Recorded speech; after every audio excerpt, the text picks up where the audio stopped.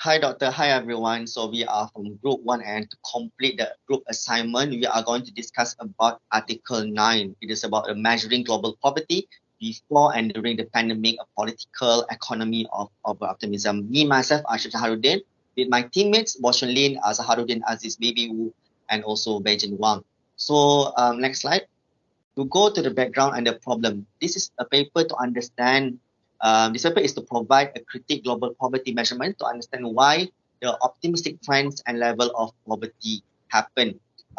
Because to make this illustrates perfectly, three illustrations to spell out why this happened. First and foremost, is to precise the understand indispensable food and non-food items and what constitutes minimum standard of living worldwide actually have to be decided. And secondly, to decide which national price to be used. And also this further continue to spark questions of price comparison between the countries, because what may be considered as a staple necessity in a country doesn't have to be as the same as others. Per se that in Asia, we consume rice every day.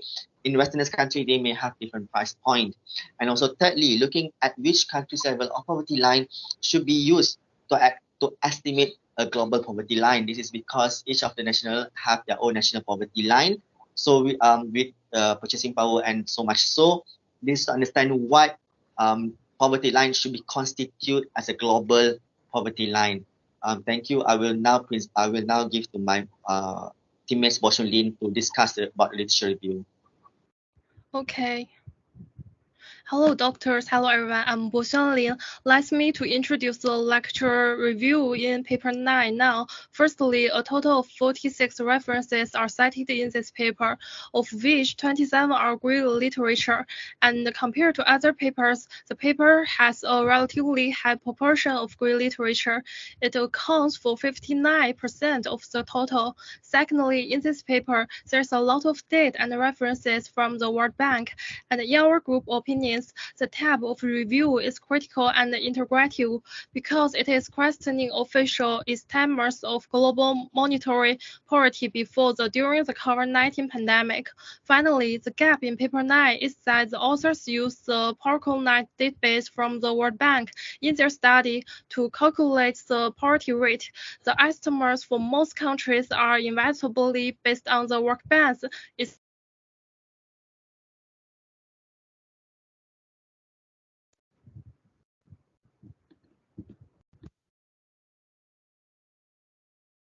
Thank you, BOXUAN Lin. The slide shown the conceptual framework before the pandemic and during the pandemic of political economy in measurement of poverty.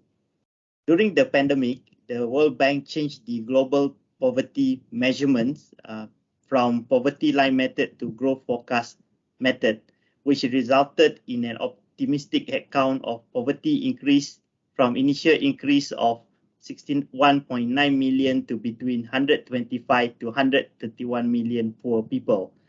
The author criticized the change in method because it shows that the World Bank is playing a political economy and use their own income shock methods to measure the global poverty. And from their methods, shows that it is a pessimistic account of poverty increase from 77 million to 390 million poor people. Thank you. Okay, thank you for sharing. I'm BEIBEI, and now let's turn to the data and methodology. In terms of data, this paper sourced estimates of global poverty from the World Bank, specifically the POCUAN database as the primary data. The quantified data were panel structured with a range of 167 developing countries selected. The scholars employed quantitative methodology with an augmented poverty line approach to determine the effect of three conjunction scenarios of COVID-19 on the poverty rate, and thus implicitly assessed precarity. Further, the results of extreme poverty, $1.19 per day, were compared with the World Bank study using extrapolation of welfare aggregates and counterfactual estimation methods. However, the limitations still exist, which are partly caused by the data selection. Only 23 countries conducted household surveys in 2019, while the majority was inevitably extrapolation. In addition, this article may be conservative because it assumes that economic contraction will hit everyone equally, which is in fact impossible. Besides, due to the unpredictable end date of the pandemic, the actual impact depends on what measures the government has taken. That's all. Thank you. Okay, thank you, BEIBEI. I'm BAIZHEN.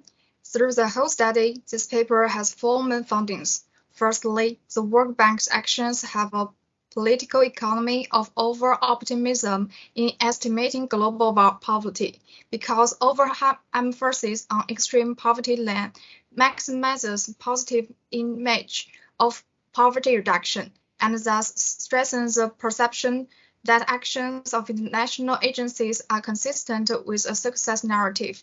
Secondly, this article explained how patterns of poverty would differ if small changes in methodology were implemented. Thirdly, alternative measures of poverty are needed that incorporated the risk of falling back into poverty.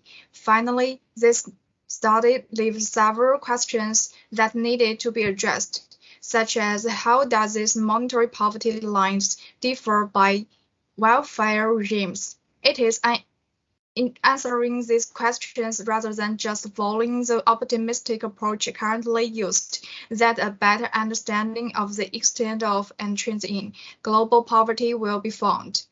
That's all the presentation in our group. Thanks for listening.